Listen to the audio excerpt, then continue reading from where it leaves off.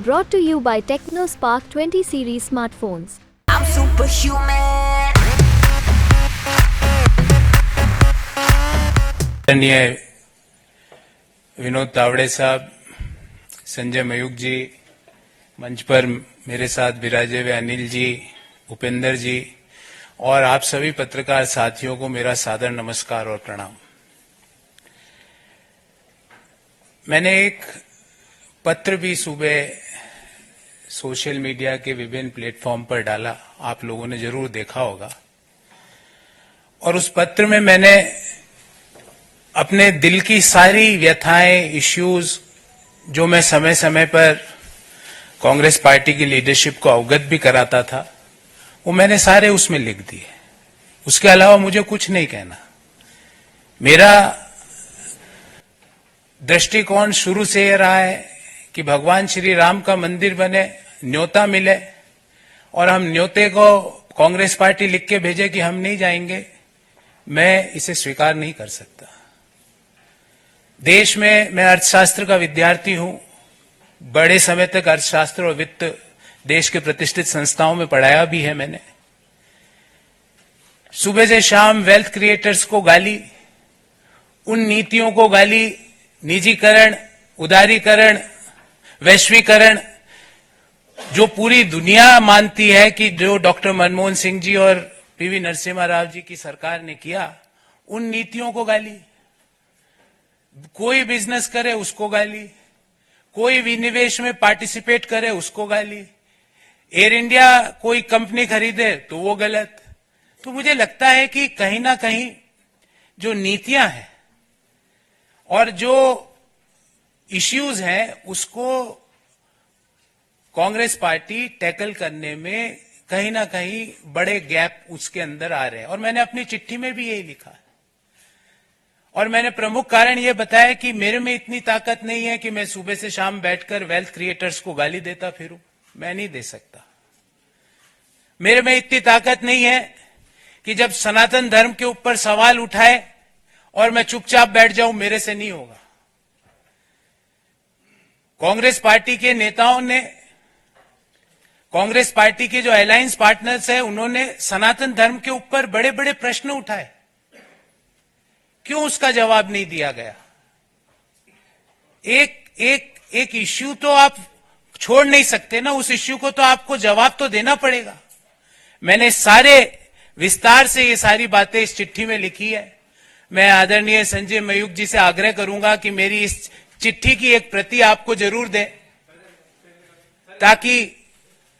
ताकि आपको पता लगे कि मेरा इश्यू बेस्ड रिजर्वेशंस क्या थे। और मैं महाभारत के इस छंद से अपने आप को हमेशा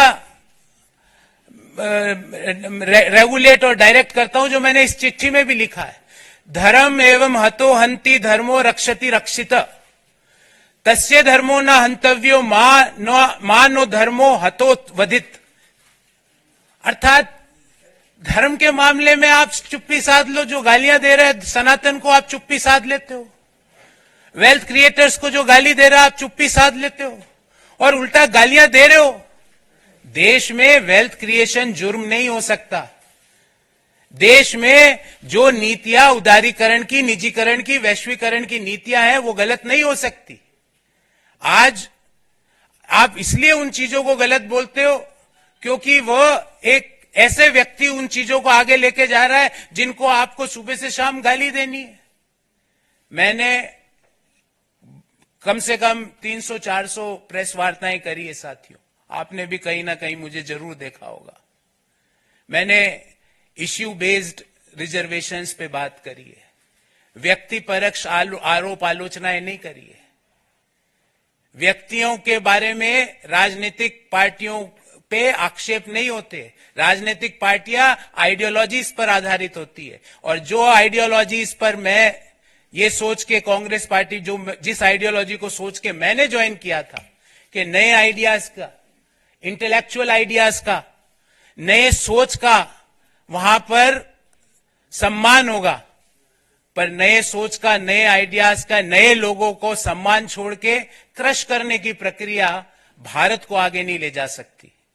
और अल्टीमेटली हमारी आइडियोलॉजीज, पार्टीज की, पॉलिटिकल राजनीतिक पार्टियों की आइडियोलॉजीज अलग अलग हो सकती है, पर एक आइडियोलॉजी जो हम सबको जोड़ती है वो भारत को आगे ले जाने की आइडियोलॉजी, और उसी आइडियोलॉजी को ध्यान में रखते हुए जो विकसित भारत की जो संकल्पना है उसको आगे ले जाने के लिए जो आइडियोलॉजी ने मुझे आकर्षित किया, और मैंने आज भारतीय जनता पार्टी ज्वाइन करी।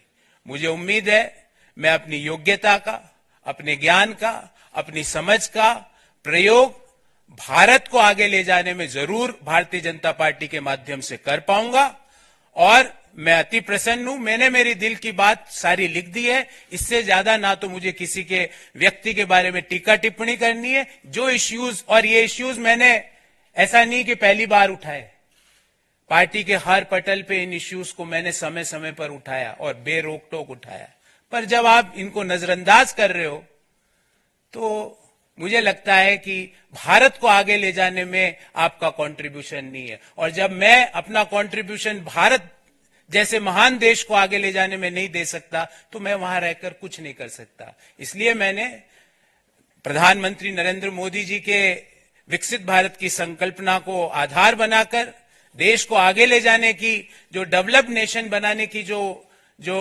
मोदी जी का सपना है उसको साकार करने के लिए जो भी मेरे से योगदान होगा वो मैं पूर्ण रूप से दूंगा। इससे ज्यादा मैं आज आपसे कुछ नहीं कहना चाहता। बहुत बहुत धन्यवाद, बहुत बहुत धन्यवाद तावड़े साहब, संजय जी और आप सभी लोगों को जिन्होंने मुझे ये अवसर दिया।